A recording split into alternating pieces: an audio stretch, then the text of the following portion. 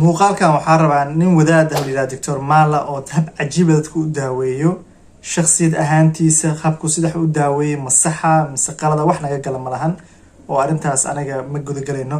laakiin muuqaal yar oo aan liisoo diray oo canug ookiyaal wato hab uu u daaweynayo cajiib la ayaan rabnaa farciina ka sameeyo maadaama dhakhtar indhahay idinkana ay la fiirisiin oo fikradihiina qaybta commentiga ay ugu wadaagtiin mar kale waa aniga istiraxiya ugu barteen muuqaalada ku saabsan indhaha iyo aragga haddii tan markuu soo muuqaalan daawada subscribe noo saar YouTube-keena Facebook page-keena follow noo saar like-tana ka hilmaamin YouTube iyo Facebook labadaba waxaan qarka u saarnaa 30,000 muuqaalka waa kana hore u sii gudagalno السلام عليكم. وعليكم السلام ورحمة نيك ودادك واكنا مامدان ويلكاس كنتي عبد المالك كم سنة ما يشوف؟ يعني ما يشوف كويس عشان هيك بلاون يسافر علنتين wuxuu ku yiri meeqasnu waxba arkeen maamada xoogaa yar way yarnaxday waxay tiri wax uu arka laakiin si fiican wax uma arko canuga si fiican wajigiisa u fiirin canuga saa wajidin oo kiyaalo wataa ookiyaalku wato wax ma ka dhex arkaa in kale wali islama gaarin laakiin waxaa cad in uu garaad yar xiran yahay macnaha garaadiisa 6 kama badno garaadiisa markaad raac u fiirisid 6 kama badno xoogaa yar araggiisa fog maadaama dhalada badana aan kor ka fiiri karno waxaa dareemi karaa in fogaanshaha u sito si fiican dhigeys canug wuxuu leeyahay qof ayaa fiideo naga duubanaya meeshaas waxaa tig saarmaayo in canuga uu wax arko وكيالك إصوات وصف الصيح وأركر وننزل من القرآن ما هو شفاء ورحمة للمؤمنين ولا يزيد الظالمين نحن ضد مسلمين أنا هاي قرآن كأمسنا إن وقفك وداوينايو قفك القرآن وآخرنا يا جمعنا نربح شاس أنا فاهمين لكن السياب حب أجونية شغلين معهن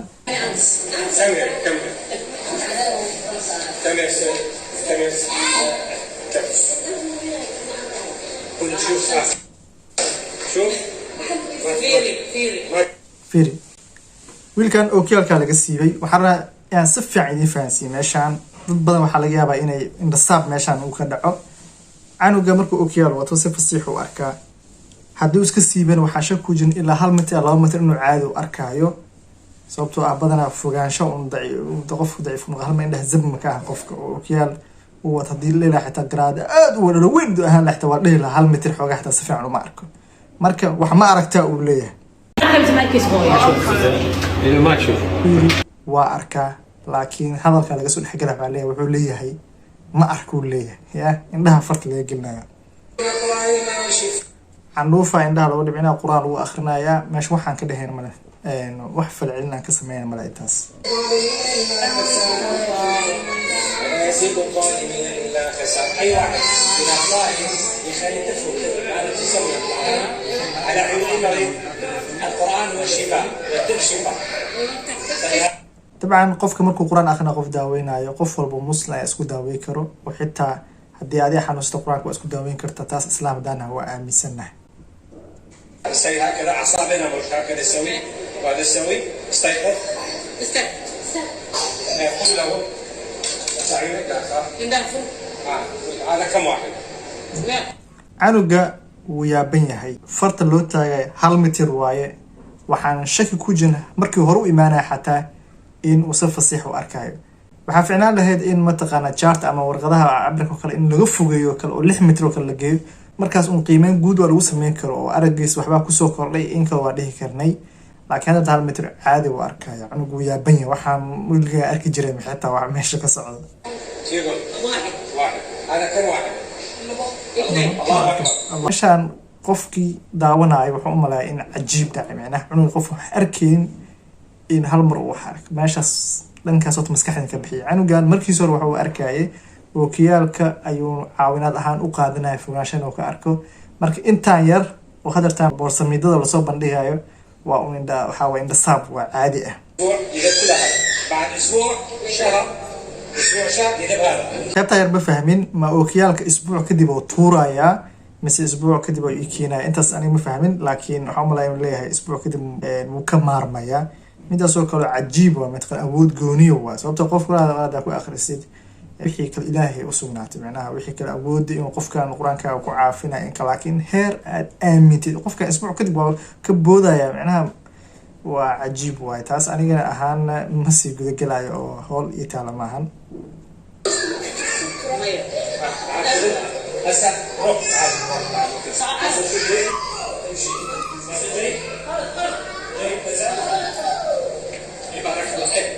كيف ترى؟ راجل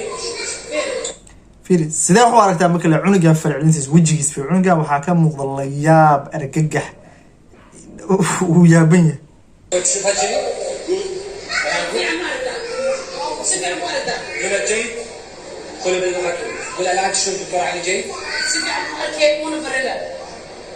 شو اللي جيد؟ فاهم واركه ولا كدب wuxuu leeyahay waa arka wuuna arkaya qofka caadi ahaan uu arkaya hal mitir laba mitir dib caadi ah okiyalku wato waa dareemaya inuu cunugan indhaha zam uusan ka ahayn كويس بعد هذا ما اخذ دقيقه هذا شو مكتوب؟ هذا مكتوب meesha waxaa ku qoran leeyahay wali waa hal taal laba talaabo wax ah macnaheedu qofka hadii okiyal fogaansho u qaadatid ada xitaa waa dareemi kartaa wax shaadi lagu dhaweehayo in caadi ah arki kartaa hataa okiyalka marka aawadan meeshaan marka yaa lagaga dhigin indhasaab wax cajiib leh oo arag la soo celiyo kale yaa lagaga dhigin meeshaan فيستي يقول فيستي الله اكبر دي بوسه الله اكبر allahu akbar awoodii ilaahay waa aaminsanahay islaam haddaan nahay qur-aankana qof gooniya oo u gooniya ma jirto la dhahayo qofkaas bas inuu ku akhriya lagu daaweeyo qur-aan qof walba isku akhri karo waana daawo qof walba isku akhriyo laakiin aniga ahaan ninkan hore waa arka muuqaaladiisa wax gooniya ka dhihi kara ma jirin shakhsiyad ahaantiisa wax naga gala ma lahan mar kale aan ku celinayaa laakiin muuqaalkan qaybtan yara arkayno waa indhasaab waa ka badbadis waxa weeyaan boorsamiido qof dadka indhaha ciid lagaga shubayo yarkan kale